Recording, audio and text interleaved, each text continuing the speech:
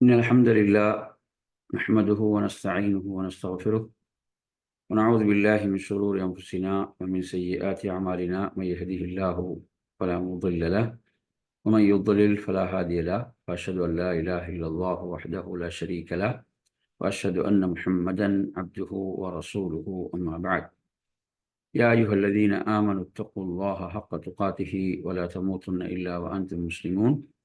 يا أيها الناس اتقوا ربكم الذي خلقكم من نفس واحدة وخلق منها زوجها وبث منهما رجالا كثيرا ونساء، واتقوا الله الذي تساءلون به والأرحام إن الله كان عليكم رقيبا. يا أيها الذين آمنوا اتقوا الله وقولوا قولا سديدا يصلح لكم أعمالكم ويغفر لكم ذنوبكم، ومن يطع الله ورسوله فقد فاز فوزا عظيما. فإن أصدق الحديث كتاب الله، وخير الهدي هدي محمد صلى الله عليه وسلم، شر الأمور محدثاتها، وكل محدثة بدعة، وكل بدعة ضلالة، وكل ضلالة في النار. அன்பிற்குரிய அருமை சகோதரர்களே, தாய்மார்களே, சகோதரிகளே, அஸ்ஸலாமு அலைக்கும் வரஹ்மத்துல்லாஹி வபரகாத்துஹு. இன்றைய நமது மார்க்க வகுப்பில் எளிதான சில பிரார்த்தனைகள். பிரார்த்தனை என்பது எவ்வளவு வலிமை மிக்கதென்றால், உண்மையில் ஒரு மூமினுடைய வாழ்வில் பிரார்த்தனை என்பது எந்த அளவு செல்வாக்கு செலுத்துமோ, பிரார்த்தனை என்பது எந்த அளவு தாக்கம் செலுத்துமோ, அந்த அளவு நிச்சயமாக அவன் ஒரு நிம்மதியான ஒரு வாழ்வுக்குரியவனாக அவன் இருப்பான். ஏனெனில் அவனது பிரச்சனைகளை எல்லாம், அவனது தேவைகளை எல்லாம் அவன் ரப்பிடமே முறையிடுபவனாக இருப்பான். எனவே அந்த அடிப்படையிலே அருமை சகோதரர்களே, உண்மையில் வாழ்வில் பலர் நிம்மதியை தேடுகிறார்கள். நிம்மதி எங்கு இருக்கிறது என்று அலைந்து கொண்டிருக்கிறார்கள். உண்மையில் படைத்த ரப்போடு ஒரு தூய்மையான தொடர்பு இருக்குமாக இருந்தால் அதுதான் நிம்மதி, அதுதான் நிலையான வெற்றி. எனவே பிரார்த்தனை என்பது ஒரு மிக பெரும் ஒரு பொக்கிஷமாக இருந்து கொண்டிருக்கிறது. நபித்தோழர்கள் சொல்வார்கள், எனது பிரார்த்தனை அல்லாஹ்விடம் அங்கீகரிக்கப்பட்டதா இல்லையா என்பதை பற்றிய கவலை எனக்கு இல்லை. ஆனால் நான் அல்லாஹ்விடம் பிரார்த்திக்க வேண்டும், துஆ செய்ய வேண்டும்.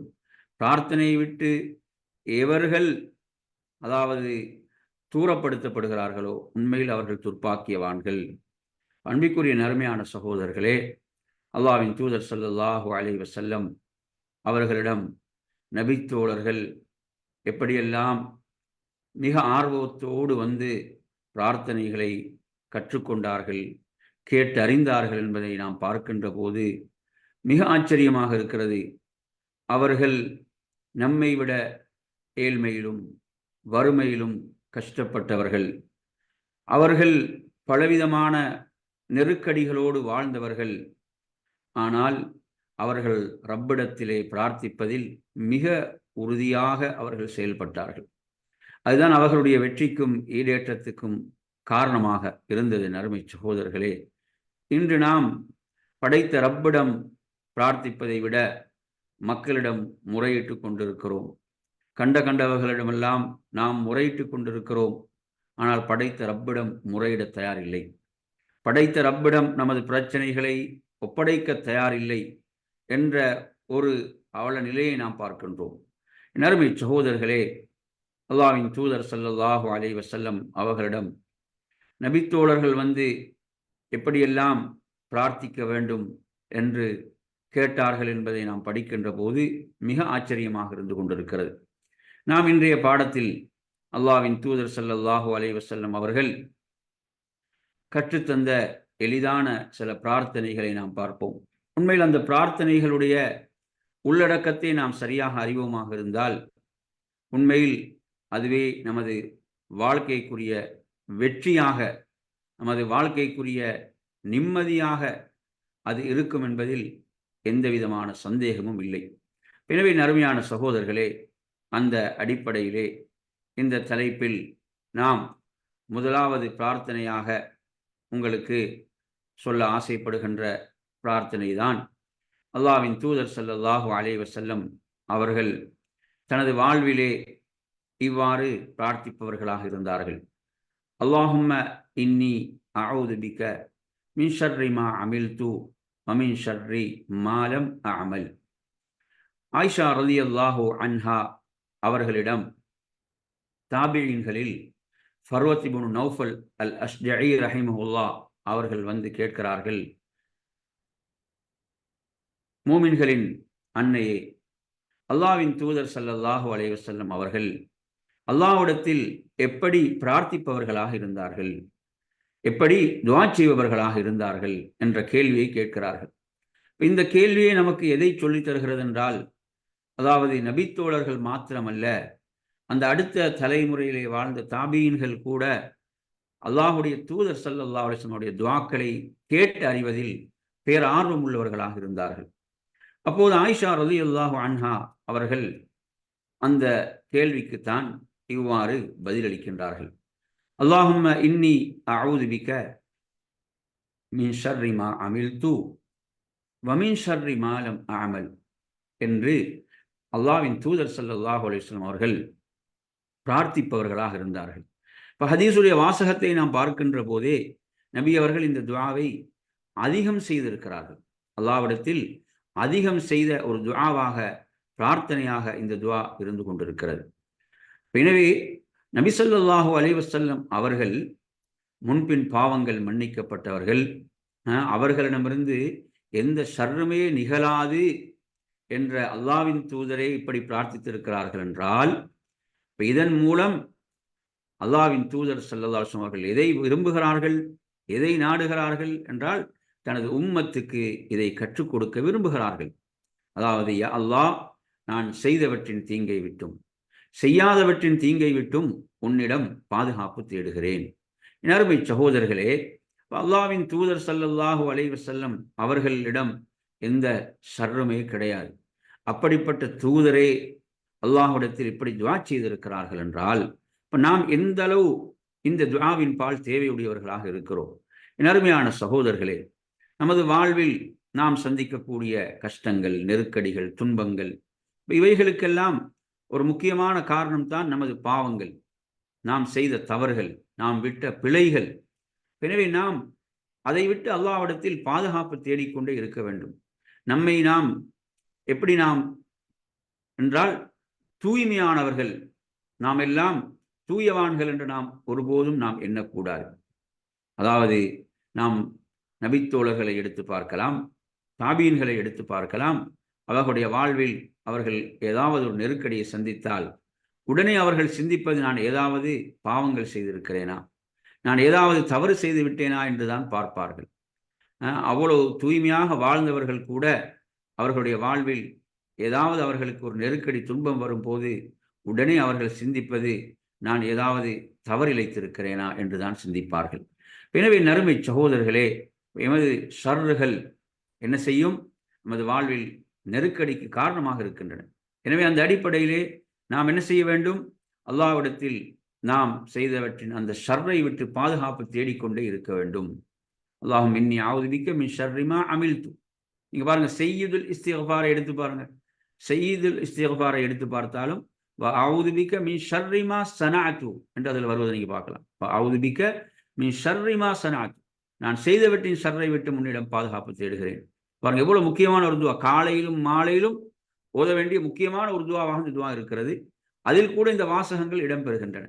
எனவே அந்த அடிப்படையில் அருமையான சகோதரர்களே, அதாவது நமது வாழ்வின் நெருக்கடிகள், துன்பங்கள், இவைகளுக்கெல்லாம் காரணம் என்னதான், நமது தவறுகள், நாம் விட்ட பிழைகள். அதற்கு நாம் அல்லாஹ்விடத்தில் பாதுகாப்பு தேட வேண்டும். அல்லாஹ்வின் தூதர் ஸல்லல்லாஹு அலைஹி வஸல்லம் அவர்கள் இவ்வாறு பிரார்த்தித்து இருக்கிறார்கள் என்று சொன்னார். அதே போன்றுதான் வமின் ஷர்ரி மாலம் அஅமல், வமின் ஷர்ரி மாலம் அஅமல், நான் செய்யாதவற்றின் ஷர்ரை விட்டும் நான் பாதுகாப்பு தேடுகிறேன். செய்யாதவற்றின் ஷர்ரை, தீங்கை விட்டும் என்று சொன்னால், அதாவது எதிர்காலத்தில் நாம் என்ன செய்யலாம், அப்படியான தவறுகளை நாம் செய்து விடலாம், பிழைகள் நம்மால் நிகழ்ந்து விடலாம். அவைகளை விட்டும் நாம் என்ன செய்வது, பாதுகாப்பு தேடுவது. அவ்வாறான தவறுகளை விட்டும் நாம் என்ன செய்வது, பாதுகாப்பு தேடுவது. அல்லாஹ் பொருந்தி கொள்ளாத, அல்லாஹ் விரும்பாத செயல்கள் நம் மூலம் நிகழ்ந்து விடலாம். நாம் பார்க்கிறோம் எவ்வளவு மக்கள், அதாவது நல்ல முறையில மார்க்க ஈடுபாட்டோடு வாழ்ந்த பலரை நாம் நமக்கு கண் முன்னால பார்க்கிறோம், தலைகீழாக வாழ்ந்து கொண்டிருக்கிறார்கள். நேர்வழியிலே பயணித்துக் கொண்டிருந்த பலர் என்ன செய்கிறார்கள், இப்போது வழிகேட்டிலே பயணித்துக் கொண்டிருக்கிறார்கள். வழிகேட்டின் பக்கம் மக்களை அழைத்து கொண்டிருக்கிறார்கள் என்ற நிலையெல்லாம் பார்க்குறோமா இல்லையா? எனவே நறுமையான சகோதரர்களே, இந்த நிலைகள் நமது வாழ்வில் வந்துவிடக்கூடாது. அப்போ அதுக்கு இந்த துவா மிக முக்கியமான ஒரு துவாவாக, பிரார்த்தனையாக இருந்து கொண்டிருக்கிறது. எனவே அந்த அடிப்படையில் பாருங்கள், ஆயிஷா ரலியல்லாஹு அன்ஹா அவர்கள், அல்லாஹ்வுடைய தூதரின் மனைவி சொல்கிறாங்க, நபி அவங்க இப்படி பிரார்த்திப்பவர்களாக இருந்தாங்க. அல்லாஹ்விடத்தில் எப்படி பிரார்த்திப்பாங்கன்னு ஒரு கேள்வி கேட்கப்படுகிறது. இவ்வாறு பிரார்த்திப்பவர்களாக இருந்தார்கள். எனவே அந்த அடிப்படையில் நறுமை சகோதரர்களே, நாம் எளிதாக மரணமிட முடிந்த இந்த துஆவை, இந்த பிரார்த்தனை நாம் என்ன செய்ய வேண்டும்? நாம் இதை விளங்கி நமது வாழ்வில் நாம் இதை ஓதி வர வேண்டும். இது மிக முக்கியமான ஒரு துஆவாக, பிரார்த்தனையாக இது இருந்து கொண்டிருக்கிறது. அல்லாஹும்ம இன்னி அஊது பிக்க மின் ஷர்ரி மா அமில்து வ மின் ஷர்ரி மா லம் அமல். நமது வாழ்வுடைய நெருக்கடிகளிலிருந்து நம் காத்துக்கொள்வதற்கு ஒரு சிறந்த ஒரு துஆவாக இந்த துஆ அமைந்திருக்கிறது. இது முஸ்லிமில் 2716வது நிலை இடம்பெறக்கூடிய செய்தியாக நாம் இந்த செய்தியை பார்க்கிறோம். இரண்டாவது செய்தி, என் அருமை சகோதரர்களே, முஸ்லிமில் இடம்பெறக்கூடிய ஒரு செய்தி 214வது நிலை வருகிறது. இதையும் ஆயிஷா ரலியல்லாஹு அன்ஹா அவர்கள் தான் அறிவிக்கிறார்கள். ஆயிஷா ரலியல்லாஹு அன்ஹா அவர்கள் தங்களுடைய ஒரு உறவுக்காரரை பற்றி அல்லாஹுடைய தூதரிடம் கேட்கிறார்கள். அந்த செய்தியை நீங்கள் விரிவாக முஸ்லிமில் பார்க்கலாம். அதில் எப்படி வருகிறது என்றால், ஆயிஷா ரலியல்லாஹு அன்ஹா அவர்கள் அல்லாஹ்வுடைய தூதரிடம் கேட்கிறார்கள், அப்துல்லாஹ் இப்னு ஜுத்ஆன் என்ற ஒரு மனிதரை பற்றி கேட்கிறார்கள்.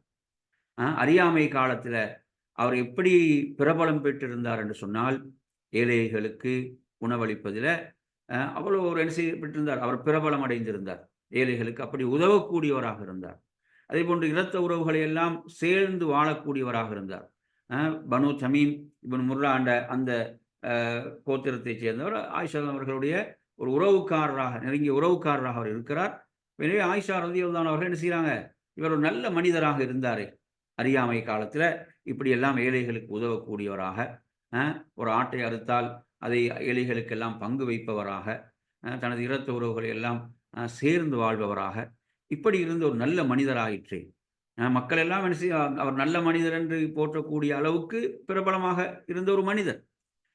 அல்லாஹுடைய தூதரிடம் கேட்கிறார்கள், இவருடைய இந்த நல்ல பண்புகள் அவருக்கு பயனளிக்குமா யா ரசூலல்லாஹ், அவருக்கு அது பயனளிக்குமா என்று கேட்கும்போது அல்லாஹ்வின் தூதர் ஸல்லல்லாஹு அலைஹி வஸல்லம் சொல்கிறார்கள், அது அவருக்கு பயனளிக்காது. லா யன்ஃபஉஹு, அது அவருக்கு பயனளிக்காது. ஏன்?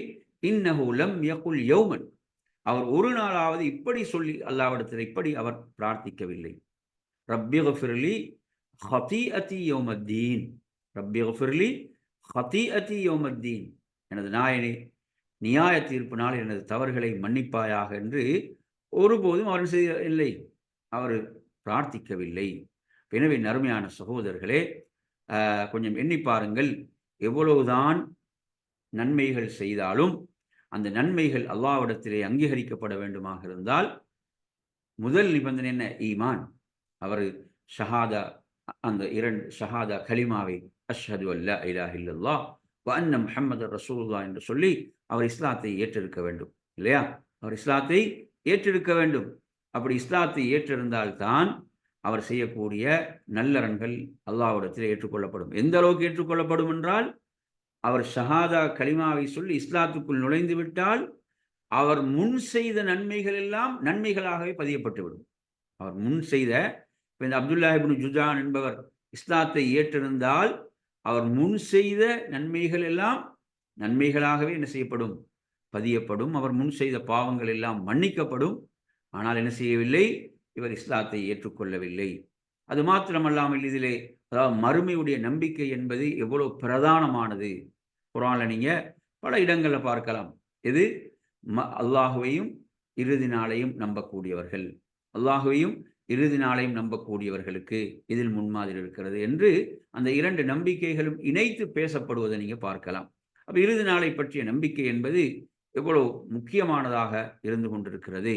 இப்போ அருமை சகோதரர்களே, ஈமானின்றி செய்யப்படுகின்ற எந்த அமலும் அல்லாஹ்விடத்தில் என்ன செய்யப்பட மாட்டாது? ஏற்றுக்கொள்ளப்பட மாட்டாது என்பதை நாம் புரிந்து கொள்ள வேண்டும். அவர்கள் செய்யக்கூடிய நல்லறன்களுக்கு அவர்களுக்கு உலகத்திலேயே கூலி வழங்கப்பட்டு விட்டது, இல்லையா? உலகத்தில் அவர்களுக்கு அல்லாஹு தஆலா அவர்களுக்கு இந்த அழகிய உடலை கொடுத்திருக்கிறான், வாழ்வதற்குரிய வாழ்நாளை கொடுத்திருக்கிறான், இந்த உலகத்தில் எண்ணற்ற அருள்களை அல்லாஹ் அவர்களுக்கு செய்து, இதெல்லாம் காபிர்களும் என்ன செய்கிறார்கள், அனுபவிக்கிறார்கள். எனவே அவர்கள் செய்யக்கூடிய நன்மைகளுக்கு இந்த உலகத்திலே அவர்களுக்கு என்ன செய்யப்பட்டு விட்டது, அதற்குரிய அந்த கூலிகள் வழங்கப்பட்டு விட்டன என்பதை நாம் என்ன செய்ய வேண்டும், புரிந்து கொள்ள வேண்டும். எனவே நறுமையான சகோதரர்களே, இப்ப ஈமான் ஒருவருக்கு இருந்தால் அந்த ஈமான் மட்டுமே அல்லாஹ்விடத்துல பயனளிக்கும். ஒருவன் எந்த அமலும் செய்யல, அவனிடத்துல ஈமான் மட்டும்தான் இருக்கிறது, ஈமானோடு அவன் மரணிக்கிறான் என்றால் அது அவன் என்ன செய்யும், சொர்க்கத்துல கொண்டு போய் சேர்க்கும்.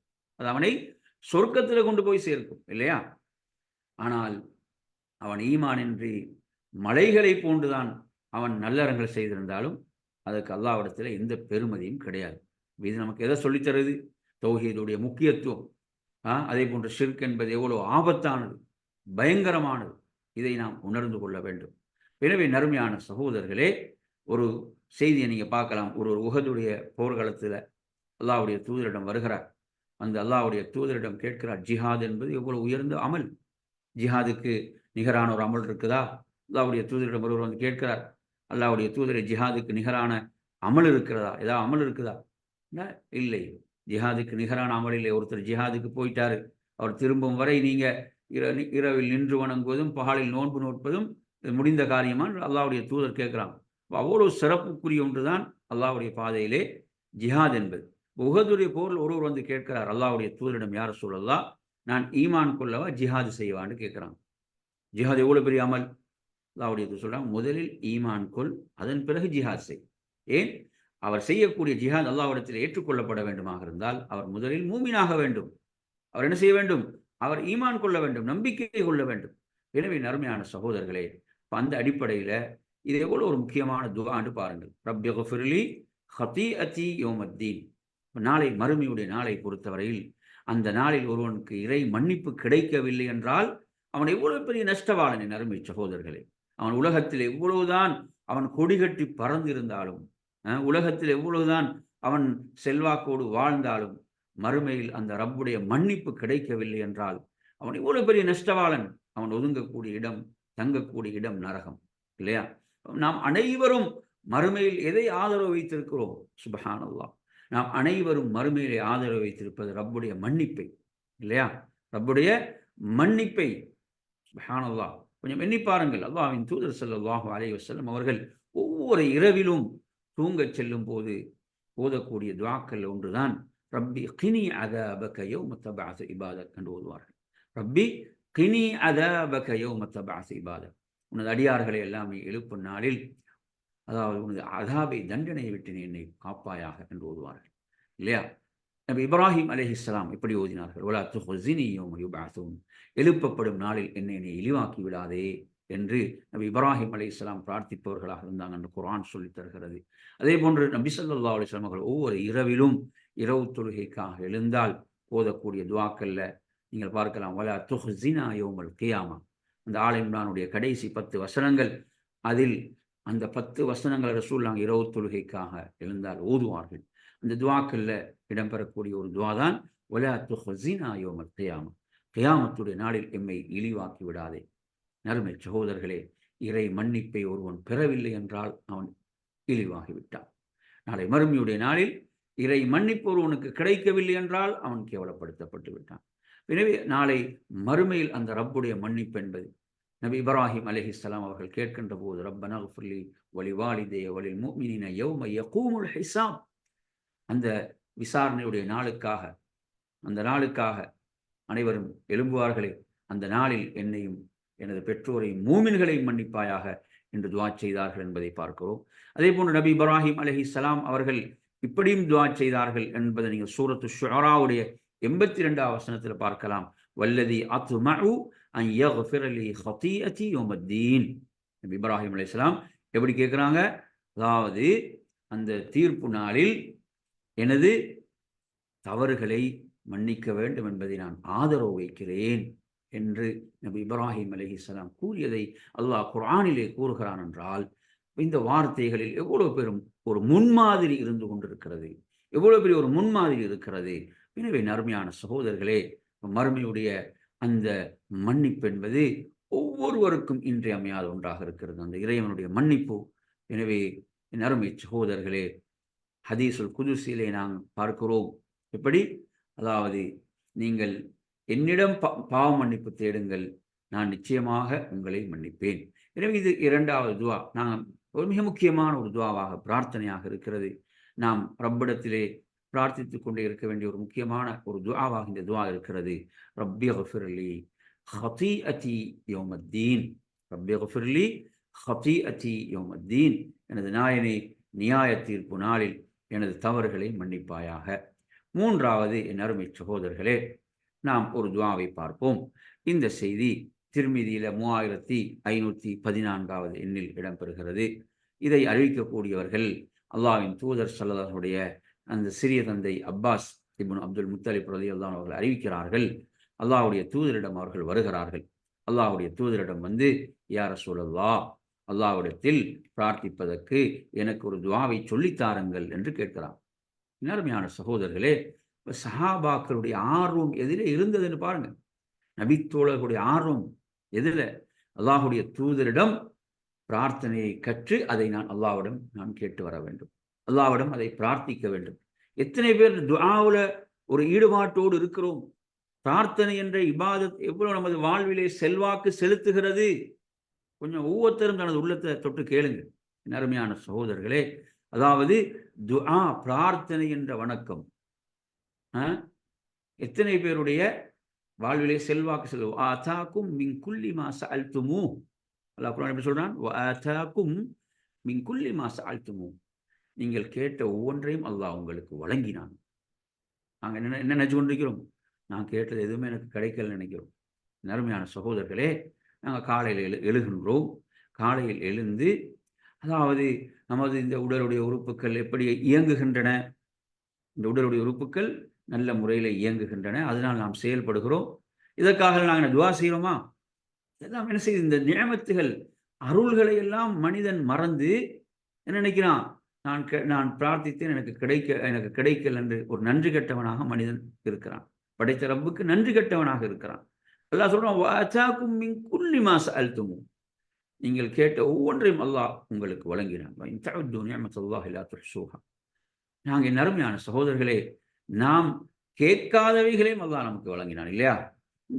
நாம் இந்த உலகத்துக்கு வரும்போது இந்த பூமி அல்லாஹ் எப்படி ஏற்பாடு செய்து, இந்த உலகத்தை எப்படி ஏற்பாடு செய்து வைத்திருக்கிறான், இந்த பூமி எப்படி ஏற்பாடு செய்து வைத்திருக்கிறான்? நாம் வாழ்வதற்கு தேவையான எல்லா ஏற்பாடுகளும், சகல ஏற்பாடுகளும் இங்கு இருக்கின்றன. அருமையான சகோதரர்களே, கொஞ்சம் சிந்தித்து பாருங்கள். அல்லாஹுடைய அருள்களை நீங்கள் கணக்கிட்டால் உங்களால் கணக்கிட முடியாது என்று அல்லாஹு தஆலா சொல்கிறான். எனவே அருமை சகோதரர்களே, நபித்தோழர்களுடைய வாழ்வில் பிரார்த்தனை என்பது எவ்வளவு செல்வாக்கு செலுத்தியது என்பதற்கு இந்த செய்திகள் சான்றாக இருக்கின்றன. அல்லாஹ்வுடைய தூதரிடம் வந்து கேட்கிறார், யா ரசூலல்லாஹ், எனக்கு ஒரு துஆவை சொல்லித்தாருங்கள், நான் அல்லாஹ்விடம் கேட்க வேண்டும், அல்லாஹ்விடம் கேட்க வேண்டும். வந்து கேட்பது யாரு? அல்லாஹ்வுடைய தூதருடைய சிறிய தந்தையை வந்து கேட்கிறாங்க. தந்தையுடைய அந்தஸ்திலே இருக்கக்கூடியவர் வந்து கேட்கிறாரு. அல்லாஹ்வுடைய தூதர் ஸல்லல்லாஹு அலைஹி வஸல்லம் அவர்கள் என்ன சொல்றாங்க? நீங்கள் அல்லாஹ்விடத்தில் ஆஃபியத்தை கேளுங்கள். ஸலுல்லாஹல் ஆஃபியா. நபி அவங்க தனது சிறிய தந்தைக்கு கற்றுக் கொடுக்குறாங்கன்னா, இது ஒரு மிக முக்கியமான பிரார்த்தனையா இல்லையா? மிக முக்கியமான ஒரு துஆவா இல்லையா இது? ஆஃபியத்தை நீங்கள் அல்லாஹ்விடம் கேளுங்கள். ஃபமகஸ்து ஐயாமன், சில நாட்கள் கழிகின்றன. அவர் சொல்றார், சில நாட்கள் கழிகின்றன. மறுபடியும் நான் அல்லாஹ்வுடைய தூதரிடம் வந்து, யா ரசூலல்லாஹ், எனக்கு ஒரு துஆவை கற்றுத்தாருங்கள் அல்லாஹ்விடம் கேட்பதற்கு என்று கேட்கும் போதும் மறுபடியும் அல்லாஹ்வுடைய தூதர் அவர்களுக்கு கற்றுக் கொடுத்தது ஆஃபியத்தை தான். ஸலுல்லாஹல் ஆஃபியத ஃபித் துன்யா வல் ஆஹிரா, உலகிலும் நீங்கள் அல்லாஹ்விடத்தில் ஆஃபியத்தை கேளுங்கள். எனவே அருமையான சகோதரர்களே, இந்த துஆ எவ்வளவு எளிதான துஆ. நம்ம எத்தனை பேர் இதை கேட்கிறோம்? அல்லாஹும்ம இன்னி அஸ்அலுக்கல் ஆஃபியா, அல்லாஹும்ம இன்னி அஸ்அலுக்கல் ஆஃபியா என்று நம்ம எத்தனை பேர் பிரார்த்திக்கிறோம்? நினைச்சு பாருங்க, எவ்வளவு எளிதான ஒரு பிரார்த்தனை. இன்னும் ஒரு செய்தியில நீங்க பார்க்கலாம். இந்த செய்தி எங்க வருதுன்னா, திர்மிதியில 3558வது வரக்கூடிய ஒரு செய்தியாக வருகிறது. அதாவது அபூபக்கர் சித்தீக் ரலியல்லாஹு அன்ஹு அவர்கள் ஒரு முறை என்ன செய்யறாங்க? மிம்பர்ல அவங்க உரை நிகழ்த்துவதற்காக எழுந்து இருக்கிறார்கள். அவங்களோட ஆட்சி காலத்துல இது ரிஃபா இப்னு ராஃபி ரலியல்லாஹு அன்ஹு அவர்கள் ரிவாயத்து செய்கிறார்கள். அப்போது அவங்க அழ ஆரம்பிக்கிறாங்க, அழுகின்றார்கள். அருமையான சகோதரர்களே, அல்லாஹுடைய தூதரை நேசித்தவர்கள்ல முதன்மையானவர்கள் இல்லையா? நபித்தோழர்கள்ல அல்லாஹுடைய தூதரை நேசித்தவர்களில் முதன்மையானவர்கள் என்பவர்கள் யாரு? அபூபக்கர் சித்திக் ரலியல்லாஹு அன்ஹு அவர்கள். எனவே அவர்கள் என்ன செய்கிறாங்க? அழுகின்றார்கள். அழுது விட்டு அவர்கள் என்ன சொல்றாங்க என்று சொன்னால், நபி ஸல்லல்லாஹு அலைஹி வஸல்லம் அவர்களும் இவ்வாறு அவங்க ஹிஜ்ரத் செய்து வந்த அந்த ஆரம்ப காலங்களில் என்ன செஞ்சாங்க? இவ்வாறு அழுதார்கள் என்பதற்காகத்தான் அவங்க அழுதாங்க என்பதை பார்க்குறோம். எனவே அழுது விட்டு அவங்க சொல்றாங்க, அல்லாஹுடைய தூதர் சொன்ன வார்த்தைகளை சொல்கிறார்கள். ஸல்லுல்லாஹு அல் அஃப்வ வல் ஆஃபியா. நீங்கள் அல்லாஹ்விடத்தில் மன்னிப்பையும் ஆஃபியத்தையும் கேளுங்கள். எப்படி கேட்க வேணும்? அல்லாஹும்ம இன்னி அஸ்அலுக்கல் அஃப்வ வல் ஆஃபியா. தொடர்ந்து فإن أحدا لم يعط بعد اليقين خيرا من العافية. யகீனுக்கு பிறகு, யகீன் என்ன? உறுதியான நம்பிக்கை இல்லையா? அசைக்க முடியாத நம்பிக்கை, ஈமான்ல உறுதியான நம்பிக்கை வந்துவிட்டால் அதை விட நிம்மதி வேறு எதுவும் இல்லை இல்லையா? உறுதியான நம்பிக்கை, அல்லாஹ் மீது உள்ள அசைக்க முடியாத நம்பிக்கை ஒருவருக்குள் வந்துவிட்டால் எந்த அளவு அந்த ஈமான்ல அவர் உறுதி மிக்கவராக இருப்பாரோ அந்த அளவுக்கு அவருக்கு அனைத்தையும் மிக எளிதாக எதிர்கொள்வார். அனைத்தையும் மிக எளிதாக எதிர்கொள்வார். அல்லாஹ்வுடைய தூதர் சொல்றாங்க, யகீனுக்கு பிறகு ஒருவருக்கு வழங்கப்பட்ட ஹைர் என்பது என்னதான்? ஆஃபியத் தான். ஆஃபியா.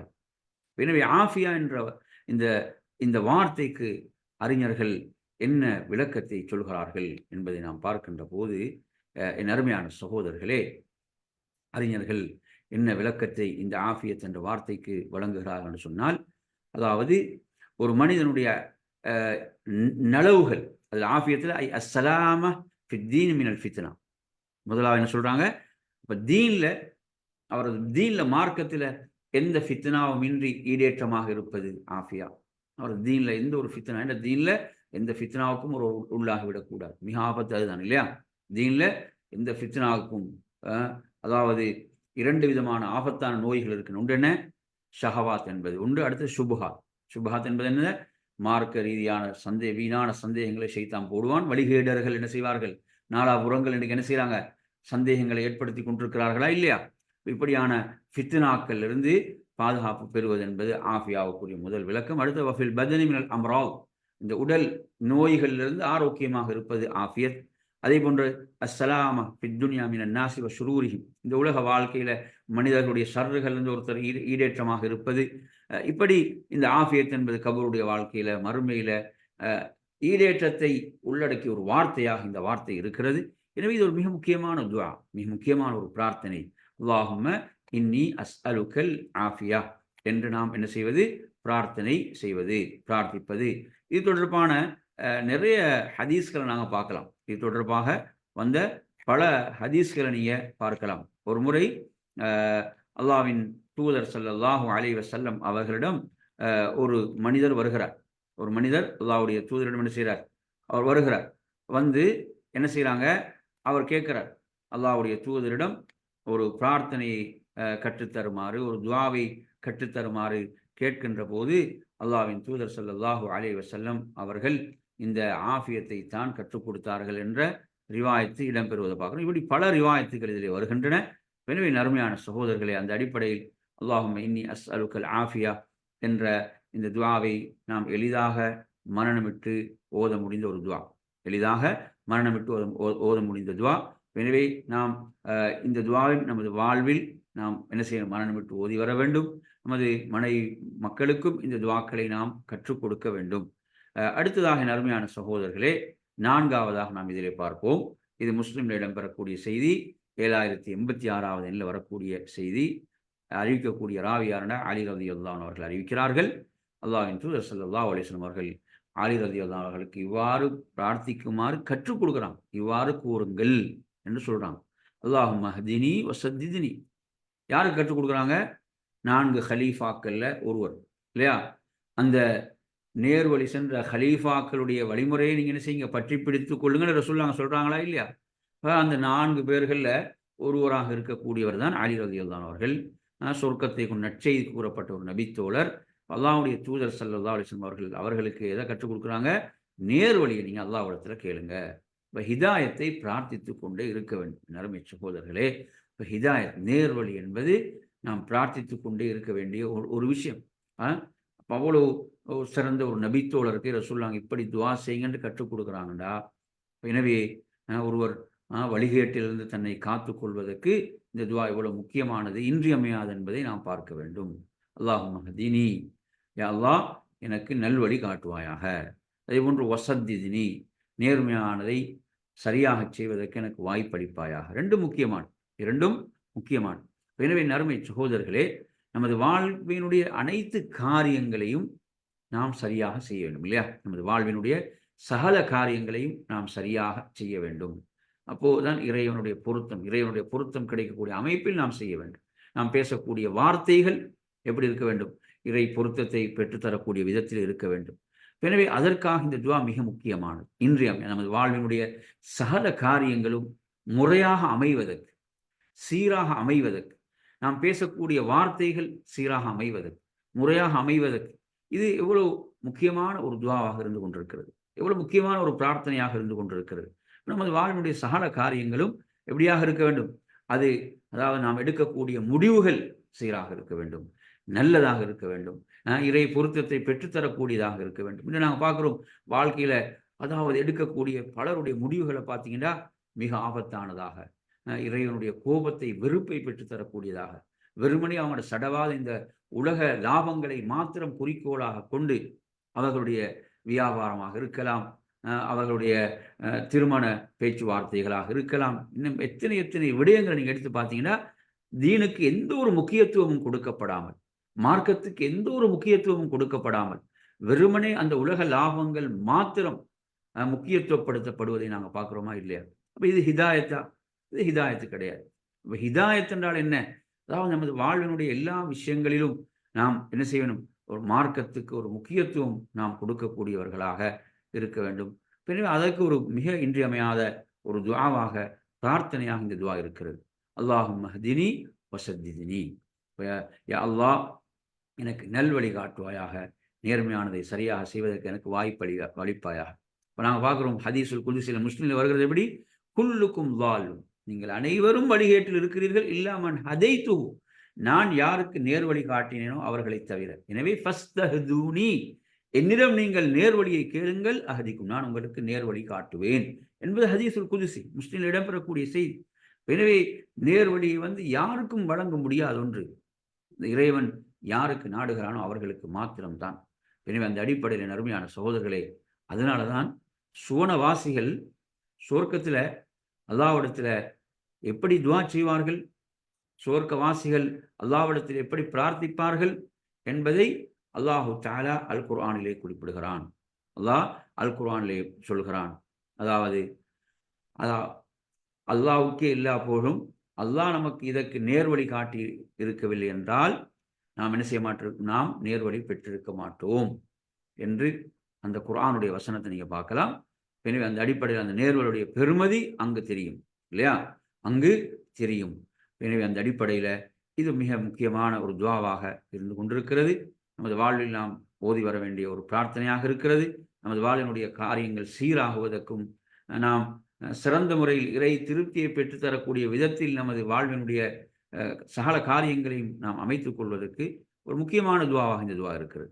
எனவே நாம் இந்த துஆவை நமது வாழ்விலே மரணமிட்டு ஓதி வருவோம். அல்லாஹும்ம ஹ்தினி வஸத்திதினி, அல்லாஹும்ம ஹ்தினி வஸத்திதினி. இறுதியாக நாம் ஒரே ஒரு பிரார்த்தனை மாத்திரம் நாம் பார்த்து என்ன செய்யலாம்? நிறைவு செய்யலாம். 5வது பிரார்த்தனை, அல்லாஹும்ம முஸர்ரிஃபல் குலூப் ஸர்ரிஃப் குலூபனா அலா தஆதிக். இது முஸ்லிம்ல 2654வது வரக்கூடிய செய்தி. அப்துல்லா இப்னு அம்ர் ரலியல்லாஹு அன்ஹு அவர்கள் அறிவிக்கக்கூடிய செய்தி. அல்லாஹ்வின் தூதர் ஸல்லல்லாஹு அலைஹி வஸல்லம் அவர்கள் இவ்வாறு பிரார்த்திப்பவர்களாக இருந்தார்கள். அருமையான சகோதரர்களே, கொஞ்சம் எண்ணி பாருங்கள். நபி ஸல்லல்லாஹு அலைஹி வஸல்லம் அவர்களை பொறுத்தவரையில அல்லாஹ்வின் தூதர் ஸல்லல்லாஹு அலைஹி வஸல்லம் அவர்கள் அவர்களது நிலையை பொறுத்தவரையில் நீங்கள் எடுத்து பார்த்தீங்கன்னு சொன்னால், அவங்களோட உள்ளம் எப்படி, அந்த உள்ளத்தை அல்லாஹ் பாதுகாத்திருக்கிறான். அப்படிப்பட்ட சிறந்த அந்த தூதர் ஸல்லல்லாஹு அலைஹி வஸல்லம் அவர்களே இவ்வாறு பிரார்த்திப்பவர்களாக இருந்தார்கள் என்று சொன்னால், நாம் எவ்வளவு இந்த துஆவின் பால் தேவையுடையவர்களாக இருக்கிறோம். அல்லாஹும்ம முஸர்ரிஃபல் குலூப், உள்ளங்களை திருப்பவனே, சர்ரிஃப் குலூபனா அலா தாஅத்திக், எங்கள் உள்ளங்களை உனக்கு கீழ்ப்படிவதற்கு திருப்புவாயாக. எனவே நாம் ஒவ்வொருவரும் நம்மிடம் கேட்டுக்கொள்ள கடமைப்பட்டிருக்கிறோம். இந்த இடத்தில் நம்மை நாம் ஒரு சுய விசாரணைக்கு உட்படுத்திக் கொள்வதற்கு கடமைப்பட்டிருக்கிறோம். உண்மையில் நமது உள்ளம் எதன் பால் திருப்பப்பட்டிருக்கிறது? நல்லவற்றின் பால் தான் திருப்பப்பட்டிருக்கிறதா, அல்லது பாவமான காரியங்களின் பால் திருப்பப்பட்டிருக்கிறதா என்பதை நாம் நம்மிடமே நமது உள்ளங்கள் உண்மையில் நன்மையை விரும்பக்கூடியவைகளாக இருக்கின்றனவா, அல்லது பாவங்களை விரும்பக்கூடியவைகளாக இருக்கின்றனவா? நமது உள்ளங்கள் நன்மைகளை வெறுக்கக்கூடியவைகளாக, பாவங்களை விரும்பக்கூடியவைகளாக இருக்கின்றனவா என்ற கேள்வி நாம் நம்மிடம் கேட்டுக்கொள்ள வேண்டும். உண்மையில் எந்த உள்ளம் நல்லவற்றின் பால் அருள் பாலிக்கப்படுகிறதோ அவர் மிகப்பெரும் ஒரு பாக்கியசாலி, ஒரு மிகப்பெரும் பாக்கியவான், இல்லையா? எந்த உள்ளம் நல்லவற்றின் பால், நல்லவற்றை அந்த உள்ளம் விரும்புகிறதோ, நல்லவற்றின் பால் அருள் பாலிக்கப்படுகிறதோ, அந்த உள்ளம் உண்மையில அந்த இறைவனுடைய இறை பாக்கியத்தை பெற்ற உள்ளமாக இருக்கிறது. அதே நேரத்தில் எந்த உள்ளம் பாவங்களை விரும்புகிறதோ, நன்மைகளை வெறுக்கிறதோ, அது மோசமான உள்ளம். அதிலிருந்து நாம் விடுபட வேண்டும். அதற்கு இந்த துவா மிக முக்கியமான, இன்றியமையாத ஒரு துவாவாக இருந்து கொண்டிருக்கிறது. அருமையான சகோதரர்களை, இன்று நாங்கள் பார்க்கிறோம், நமக்கு முன்னால் எவ்வளவு நல்லவர்களாக வாழ்ந்த மக்கள் என்ன செய்கிறாங்க? வழிகேட்டிலும் அதே போன்று அகல பாதாளத்திலும் போய் வீழ்ந்து கிடக்கிறார்கள். நல்லவர்களாக வாழ்ந்தவர்கள், அவருடைய நிலைகள் அல்லாஹ் பாதுகாக்க வேண்டும். அந்த நிலைகளிலிருந்து அல்லாஹ் எம்மை பாதுகாக்க வேண்டும். அவர்களும் அதிலிருந்து மீண்டு வர வேண்டும். நறுமை சகோதரர்களே, எனவே இந்த உள்ளங்கள் என்பது ரஹ்மானுடைய இரு விரல்களுக்கு மத்தியில் இருக்கின்றன. அவன் அதை நாடியவாறு அதை திருப்பி விடுகிறான் என்று அல்லாஹ்வுடைய தூதர் சொன்னார்கள். எனவே அந்த அடிப்படையில் நாம் கேட்க வேண்டிய துவாக்கல்ல இது ஒரு மிக முக்கியமான ஒரு துவாவாக, பிரார்த்தனையாக இருந்து கொண்டிருக்கிறது. அல்லாஹும்ம முஸர்ரிஃபல் குலூப் சர்ரிஃப் குலூபனா அலா தஆத்திக். அல்லாஹும்ம முஸர்ரிஃபல் குலூப் சர்ரிஃப் குலூபனா அலா தஆத்திக். எனவே அந்த உள்ளங்களின் பொறுப்பாளனாக இறைவன் இருக்கிறான். அந்த இறைவனிடம் நாம் கேட்க வேண்டும். நமது உள்ளத்தை நல்லவற்றின் பால் திருப்புவதற்கும், உள்ளத்துடைய பரிசுத்தத்துக்கும் தூய்மைக்கும் நாம் இறைவனிடமே பிரார்த்தித்து கொண்டிருக்க வேண்டும். எனவே நறுமை சகோதரர்களே, நமது உள்ளத்தை எது பரிசுத்தப்படுத்துமோ, தூய்மைப்படுத்துமோ, அப்படியான நல்ல ஈமானிய சூழலை நாம் உருவாக்கி கொள்ள வேண்டும். உள்ளத்தை மாசுபடுத்தக்கூடிய, ஈமானை பலவீனப்படுத்தக்கூடியவர்கள் அந்த சூழலிலிருந்து நம்மை காத்து கொள்ள வேண்டும். அவ்வாறான நல்ல ஈமானிய சூழலை நாம் தேர்வு செய்ய வேண்டுமே தவிர, பாவமான ஈமானை பலவீனப்படுத்தக்கூடிய சூழலை நாம் தேர்வு செய்யக்கூடாது. எனவே அந்த அடிப்படையிலே நாம் இன்றைய வகுப்பிலே நாம் 5 துவாக்களை படித்தோம். இன்றைய வகுப்பில் நாம் 5 துவாக்களை படித்தோம். அந்த துவாக்களை நாம் என்ன செய்ய வேண்டும்? நமது வாழ்வில் மரணமிட்டு இஹ்லாஸோடு, தூய்மையாக, உறுதியான நம்பிக்கையோடு நாம் அல்லாஹ்விடத்திலே ஓதக்கூடியவர்களாக மாற வேண்டும். அதிலே முதல் துவாவாக படித்தோம், அல்லாஹும்ம இன்னி அஊது பிக மின் ஷர்ரி மா அமில்து வ மின் ஷர்ரி மா லம் அஅமல். இரண்டாவதாக நாம் படித்தோம், ரப்பி ஃகிஃபிர்லி ஹதீஅதி யௌமத்தீன் என்ற பிரார்த்தனையை படித்தோம்.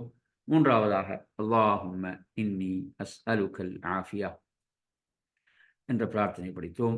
நான்காவதாக அல்லாஹும்ம ஹ்தினி வஸத்தித்னி. இது நாம் ஓதும்போது சேர்த்து ஓத வேண்டும். அல்லாஹும்ம ஹ்தினி என்று ஓத வேண்டும். ஐந்தாவதாக அல்லாஹும்ம முஸர்ரிஃபல் குலூப் சர்ரிஃப் குலூபனா அலா தஆத்திக். இன்ஷா அல்லாஹ் மற்றொரு வகுப்பில் நாம் இந்த தொடரை நாம் என்ன செய்வோம்? தொடர்வோம். இன்றைய வகுப்பை நாம் இத்தோடு நிறைவு செய்வோம். அல்லாஹ் உங்கள் அனைவர்களுக்கும் அருள் செய்ய போதுமானவன். வஆகிரு தஅவானா அனில் ஹம்துலில்லாஹி ரப்பில் ஆலமீன். வஸ்ஸலாமு அலைக்கும் வரஹ்மத்துல்லாஹி வபரகாத்துஹு.